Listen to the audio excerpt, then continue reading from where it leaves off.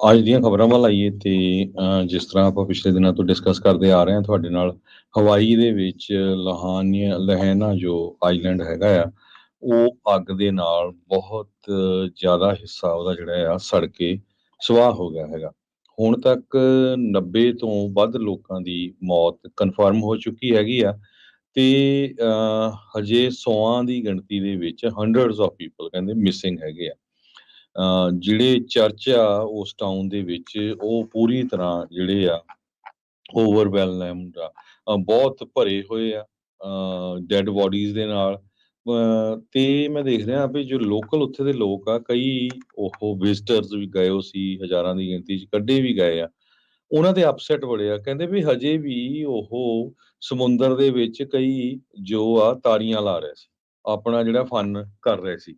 ਸੋ local ਲੋਕ ਆ ਉਹ ਕਹਿੰਦੇ ਵੀ ਦੇਖੋ ਸਾਡੇ ਇੰਨੇ ਲੋਕ ਮਰ ਗਏ ਤੇ ਇਹ ਹਜੇ ਇਹਨਾਂ ਨੂੰ ਜਿਹੜਾ ਆ ਫਨ ਸੁੱਝਦਾ ਹੈਗਾ। ਸੋ ਬਹੁਤ ਲੋਕ ਅਪਸੈਟ ਸੀਗੇ, ਕਈਆਂ ਦੇ ਪੂਰੇ ਟੱਬਰ ਜਿਹੜੇ ਆ ਉਹ ਮਰ ਗਏ ਕਿਉਂਕਿ ਸਮਾਂ ਹੀ ਨਹੀਂ ਲੱਗਿਆ ਉਹਨਾਂ ਨੂੰ ਭੱਜਣ ਦਾ। ਤੇ ਹੁਣ ਜੋ ਐਮਰਜੈਂਸੀ ਰਿਸਪੌਂਸ ਜਿਸ ਹਿਸਾਬ ਨਾਲ ਹੋਇਆ ਉਹਦੇ ਉੱਤੇ ਬਹੁਤ ਜ਼ਿਆਦਾ ਕੁਐਸਚਨ ਉੱਠੇ ਹੈਗੇ ਆ ਵੀ ਕਿਉਂ ਇੰਨਾ ਜਿਹੜਾ ਲੇਟ ਹੋਇਆ। ਪਰ ਆਪਾਂ ਦੇਖਿਆ ਹੀ ਆ ਵੀ ਹਰੀਕੇਨ ਕਰਕੇ ਜੋ ਹਵਾ ਇੰਨੀ ਤੇਜ਼ ਸੀ ਤੇ ਉਹਦੇ ਨਾਲ ਅੱਗ ਇੰਨੀ ਤੇਜ਼ੀ ਨਾਲ ਭੜਕੀ ਤੇ ਲੋਕਾਂ ਨੂੰ ਪਤਾ ਹੀ ਨਹੀਂ ਚੱਲਿਆ ਵੀ ਕਿੱਧਰ ਨੂੰ ਭੱਜੀ ਹੈ।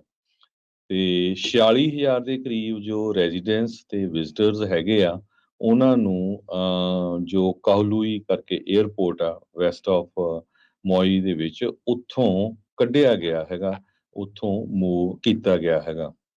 ਗਵਰਨਰ ਜੋਸ਼ ਗ੍ਰੀਨ ਜੋ ਹਵਾਈ ਦੇ ਆ, ਉਹਨਾਂ ਨੇ ਇਹ ਕਿਹਾ ਵੀ 500 ਦੇ ਕਰੀਬ ਜੋ ਹੋਟਲ ਰੂਮਸ ਆ, ਉਹ ਲੋਕਲਸ ਲੋਕਾਂ ਨੂੰ ਜੋ ਡਿਸਪਲੇਸ ਹੋ ਗਏ ਆ ਉਹਨਾਂ ਨੂੰ ਅਵੇਲੇਬਲ ਹੋਣਗੇ। ਇਸ ਤੋਂ ਬਿਨਾਂ ਜੋ ਫੈਡਰਲ ਐਮਰਜੈਂਸੀ ਮੈਨੇਜਮੈਂਟ ਏਜੰਸੀ ਦੇ ਵਰਕਰਸ ਆ, ਉਹਨਾਂ ਦੇ ਲਈ ਵੀ ਜੋ ਹੋਟਲ ਰੂਮਸ ਆ ਉਹ ਰਿਜ਼ਰਵ ਕੀਤੇ ਗਏ ਹੈਗੇ ਆ।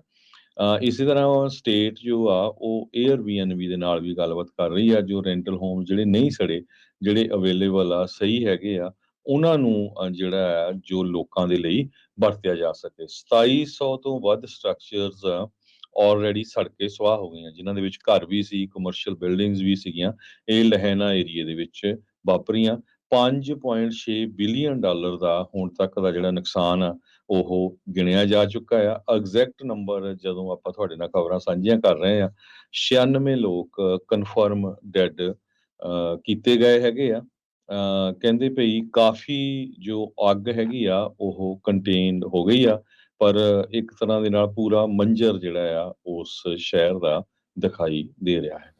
ਜੀ, ਬਹੁਤ ਹੀ ਖਤਰਨਾਕ ਸਥਿਤੀ ਜਿਹੜੀ ਬਣੀ ਪਈ ਆ। ਉੱਥੇ ਦਾ ਬਹੁਤ ਹੀ ਮਸ਼ਹੂਰ ਐਕਟਰ ਤੇ ਇੱਕ ਟਾਈਮ ਦੇ ਉੱਤੇ ਰੈਸਲਿੰਗ ਦੇ ਵਿੱਚ ਉਸਨੇ ਜਿਹੜੀ ਸ਼ੁਰੂਆਤ ਕੀਤੀ ਸੀ, ਜਿਸ ਨੂੰ ਰੌਕ ਦੇ ਨਾਮ ਦੇ ਨਾਲ ਜਾਣਿਆ ਜਾਂਦਾ ਹੈ, ਡਵੇਨ ਜੌਨਸਨ, ਉਹ ਵੀ ਉੱਥੇ ਦਾ ਹੀ ਆ। ਮੌਈ ਦੇ ਜਿਹੜੇ ਰਿਕਵਰੀ ਐਫਰਟਸ ਉਸ ਬਾਰੇ ਕਹਿੰਦਾ ਵੀ ਰਿਜ਼ੋਲਵ ਵਿਜ਼ ਇਨ ਆਵਰ ਡੀਐਨਏ, ਵੀ ਸਾਡੇ ਹੈਗਾ ਆ ਡੀਐਨਏ ਦੇ ਵਿੱਚ ਵੀ ਇਸ ਜਿਹੀਆਂ ਚੀਜ਼ਾਂ ਨੂੰ ਆਪਾਂ ਸਰ ਜਿਹੜਾ ਆ ਉਹ ਕਰ ਲਵਾਂਗੇ। ਉਹਦੇ ਦੁਆਰਾ ਜਿਹੜੀ ਚਲਾਈ ਜਾ ਰਹੀ ਹਵਾਈ ਕਮਿਊਨਿਟੀ ਫਾਊਂਡੇਸ਼ਨ ਦੇ ਵਿੱਚ ਉਹਨੇ ਆਪਣੇ ਸਮਰਥਕਾਂ ਨੂੰ, ਸਾਰੇ ਲੋਕਾਂ ਨੂੰ ਡੋਨੇਟ ਕਰਨ ਦੇ ਲਈ ਵੀ ਜਿਹੜਾ ਉਹ ਆਖਿਆ।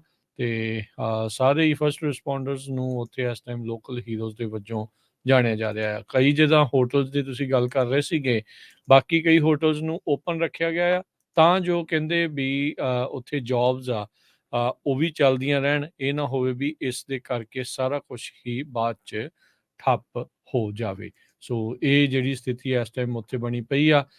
ਇੱਕ ਬਹੁਤ ਹੀ ਪੁਰਾਣਾ ਜਿਹੜਾ ਸੈਂਕੜੇ ਹੀ ਸਾਲ ਪੁਰਾਣਾ ਇੱਕ ਬਨੀਅਨ ਟਰੀ ਆ, ਉਹ ਅਜੇ ਤੱਕ ਬਾਹਰੋਂ ਜਿਹੜਾ ਏਰੀਅਲ ਫੁਟੇਜ ਦੇ ਵਿੱਚ ਉੱਤੋਂ ਪੱਤੇ ਤਾਂ ਉਹਦੇ ਗ੍ਰੀਨ ਲੱਗ ਰਹੇ ਆ, ਉਹਦੇ ਬਿਲਕੁਲ ਨਾ ਲਾਗੇ ਹੀ ਜਿਹੜਾ ਇੱਕ ਹਰਜੋਤ ਸਿੰਘ ਜੀ ਕੋਟ ਸੀਗਾ, ਉਹ ਸੜ ਕੇ ਪੂਰਾ ਸਵਾਹ ਹੋ ਗਿਆ, ਪਰ ਉਸ ਦਾ ਬਚਾਅ ਹੋਇਆ ਆ। ਪਰ ਹੁਣ ਜਿਹੜੇ ਵਾਈਲਡ ਲਾਈਫ ਵਾਲੇ ਆ ਜਾਂ ਇਸ ਦੇ ਨਾਲ ਸੰਬੰਧਿਤ ਨੇ ਹਾਰਟੀਕਲਚਰ ਵਾਲੇ, ਉਹ ਕਹਿੰਦੇ ਆ ਵੀ ਦੇਖਣਗੇ ਵੀ ਕੀ ਇਸ ਦੀਆਂ ਜੜ੍ਹਾਂ ਨੂੰ ਤਾਂ ਨਹੀਂ ਜ਼ਿਆਦਾ ਨੁਕਸਾਨ ਜਿਹੜਾ ਉਹ ਪਹੁੰਚਿਆ, ਕੀ ਦੁਬਾਰਾ ਇਹ ਸਰਵਾਈਵ ਕਰ ਸਕੂਗਾ ਜਾਂ ਨਹੀਂ। ਬਹੁਤ ਹੀ ਇਤਿਹਾਸਿਕ ਕਹਿ ਸਕਦੇ ਹਾਂ ਵੀ ਇਹ ਥਾਂ ਆ। ਹਵਾਈ ਦੇ ਵਿੱਚ ਜਿਹੜੇ ਲੋਕ ਆ ਉਹ ਕਾਫੀ ਕੁਦਰਤ ਦੇ ਨਜ਼ਦੀਕ ਰਹਿਣਾ ਪਸੰਦ ਕਰਦੇ ਆ, ਪਰ ਕਿਉਂਕਿ ਹੁਣ ਉੱਥੇ ਸੈਲਾਨੀਆਂ ਦਾ ਜ਼ੋਰ ਜ਼ਿਆਦਾ ਰਹਿੰਦਾ ਆ, ਉੱਥੇ ਵੀ ਚੀਜ਼ਾਂ ਦੇ ਵਿੱਚ ਵੱਡੀ ਤਬਦੀਲੀ ਜਿਹੜੀ ਉਹ ਆਈ ਹੈਗੀ ਆ। ਉਧਰ ਜਿਹੜੇ ਫਾਇਰ ਫਾਈਟਰਸ ਤੇ ਸਪੈਸ਼ਲ ਕਰੂਜ਼ ਜਿਹੜੇ ਕੈਡਾਵਰ ਡੌਗਸ ਦੇ ਨਾਲ ਹੁਣ ਤੱਕ ਲਿਆਂਦੇ ਗਏ ਨੇ, ਉਹਨਾਂ ਨੇ ਕਹਿੰਦੇ ਵੀ ਪ੍ਰਭਾਵਿਤ ਇਲਾਕੇ ਦੇ ਵਿੱਚੋਂ ਸਿਰਫ 3% ਨੂੰ ਹੀ ਅਜੇ ਕਵਰ ਕੀਤਾ ਹੈ। ਕੈਡਾਵਰ ਡੌਗਸ ਦੀ ਇਹੀ ਵਿਸ਼ੇਸ਼ਤਾ ਹੁੰਦੀ ਆ ਵੀ ਜੇ ਕੋਈ ਮ੍ਰਿਤ ਹੈਗਾ ਆ ਮਲਬੇ ਹੇਠਾਂ ਆ, ਤਾਂ ਉਸ ਦੇ ਬਾਰੇ ਉਹ ਸੁੰਘ ਕੇ ਜਿਹੜਾ ਆ ਉਹ ਪਛਾਣ ਲੈਂਦੇ ਆ। ਸੋ ਅਜੇ ਵੀ ਕਹਿੰਦੇ ਤਕਰੀਬਨ 4500 ਲੋਕ ਅਜਿਹੇ ਨੇ ਜਿਨ੍ਹਾਂ ਨੂੰ ਸ਼ੈਲਟਰ ਦੀ ਜ਼ਰੂਰਤ ਆ। ਫੀਮਾ ਵਾਲੇ ਤੇ ਨਾਲ ਪੈਸੀਫਿਕ ਡਿਜ਼ਾਸਟਰ ਸੈਂਟਰ ਆ, ਇਹ ਸਾਰੇ ਜਾਣੇ ਕਹਿੰਦੇ ਵੀ ਲੱਗੇ ਹੋਏ ਆ ਇਹਨਾਂ ਸਾਰਿਆਂ ਨੂੰ ਰਾਹਤ ਮੁਹੱਈਆ ਕਰਾਉਣ ਦੇ ਲਈ।